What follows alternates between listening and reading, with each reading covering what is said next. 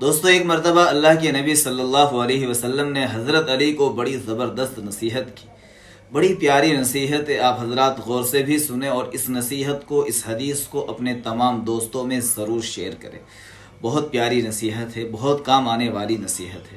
اللہ کے نبی صلی اللہ علیہ وسلم نے حضرت علی سے کہا کہ اے علی، 3 چیزوں میں کبھی بھی تاخیر مت کرنا. تاخیر مینس لیٹ مت کرنا، یعنی دیری مت کرنا. نمبر 1، پہلی نصیحت کی، نماز جب کہ اس کا وقت ہو جائے، یعنی نماز کو فوراً اس کے وقت پر ادا کر لینا. نمبر 2، جب جنازے میں جبکہ جنازہ تیار ہو جائے، یعنی اس کو فوراً لے جانے کی فکر کرنا، کوشش کرنا.